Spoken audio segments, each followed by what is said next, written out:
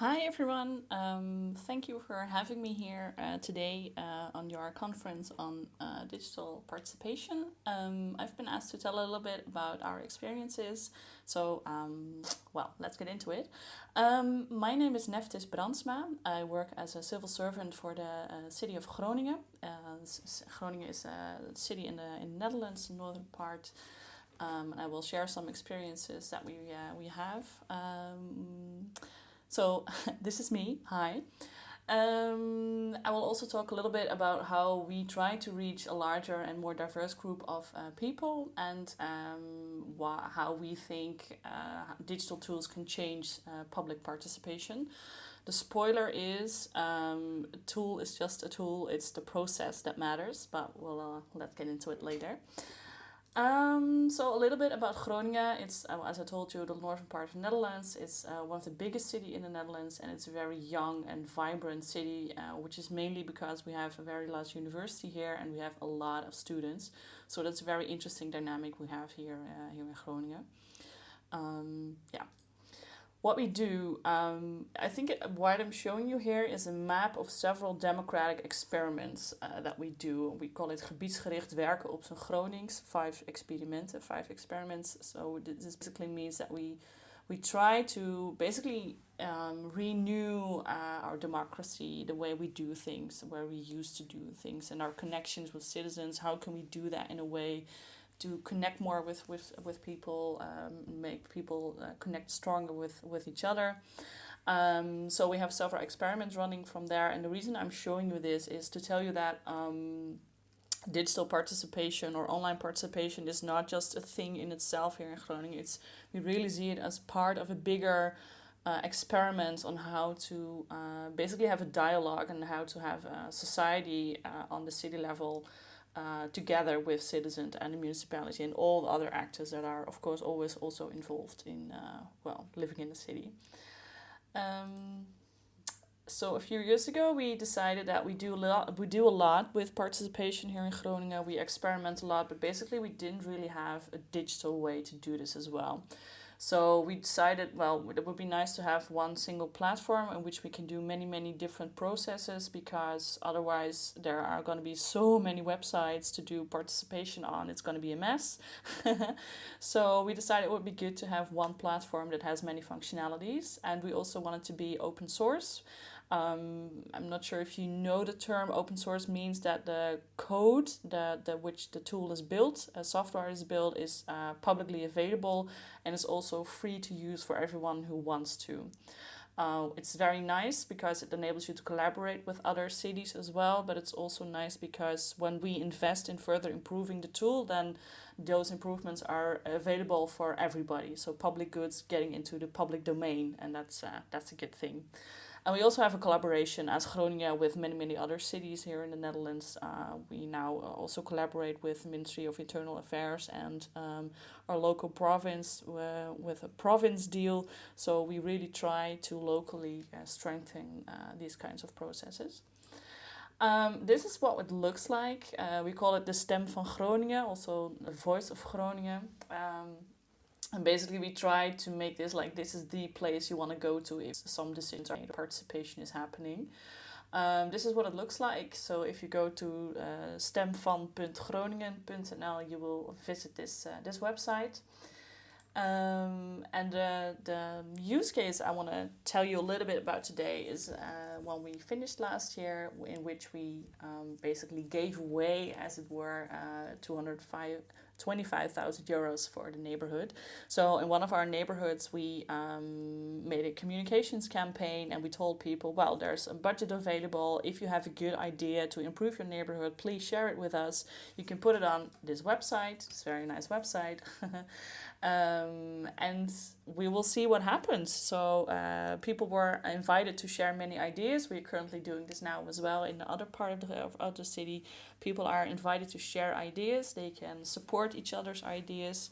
And then after a while, we as a municipality look at those ideas and see, are they possible? How much would they cost? Are they legally possible? Or do they need some more work in order to judge whether we can say if they are possible possible or not. So there's a sort of selection mechanism going on here with the municipality.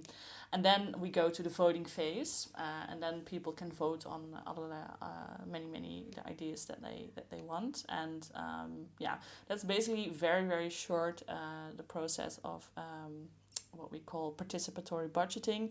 The city of Madrid, I mentioned it briefly before, maybe CONSUL has been developed by the city of Madrid, and they do this every year with 100 million euros. So that's a lot of money. So what we're doing here in Groningen in that sense is very small. But it's very nice because it has a very, very interesting offline effects as well. And this is just, these are many ideas generated by the citizens when we ask them to come up with ideas to improve their environment. And as you can see, people are very, very happy to share ideas to improve things. It's very nice. So what we did in the Oosterparkwijk, because that's the use case I'm talking about, it was very successful. I think about 1,000 people voted on the ideas, which is approximately 10% of the people living in that neighborhood, which for a first time is, I think it's a very big, good result.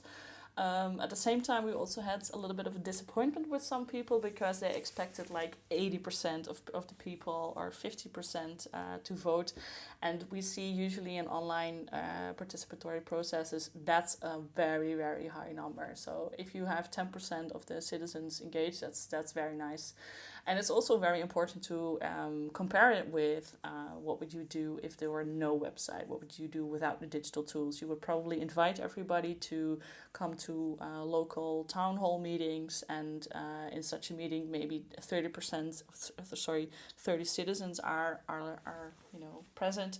So if you have 1,000 votes, that's compared to getting together in a room, it's usually a lot more than what you do if they were only doing it non-digitally. So basically that's one of the most important nice things about digital tools, because they make it so much easier to reach a larger group of people. But it's just a tool. In this particular process, the participatory budgeting, it's just a very interesting and nice process, and that's what matters when you want to engage citizens and people. And it's also important to note that we always, no matter what we do, we always try to combine offline and online meetings. So it's always the combination. Only online hardly ever really works, and there's always this need for offline participation and meeting each other as well. So we also try to do that in COVID times, but that's a different chapter. And I think that was... Oh no, I'm gonna go back. I try to go back. Well, what I want to share as well is that this particular process that we did had a huge effect on the social dynamics of the neighborhood, because people were invited to share ideas, to create a campaign, because they an idea would only happen if it had enough votes. So people would really talk to their neighbors and convince them to vote.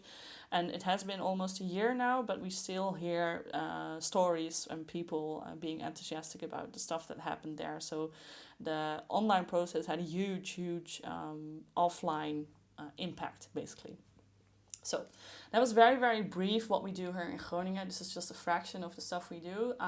If you're interested in knowing more about what we do here in Groningen, but also what happens more around the world, I highly recommend taking a look at the guide on local practices of digital participation. This has been done with a European Interreg project, the LIKE project, together with the Dutch foundation Netwerk Demokratie and Groningen, and it's a very nice guide with a lot of good examples of digital participation. And if you want to know more, don't hesitate to send me an email, or if you want to know more about the tool that we use, which is CONSUL, you can always send an email to info@commendation.org as well. So I hope I've been brief enough, and I hope it was interesting and informative for you, and I wish you a very, very good day. Enjoy, and thank you again for inviting me. Bye.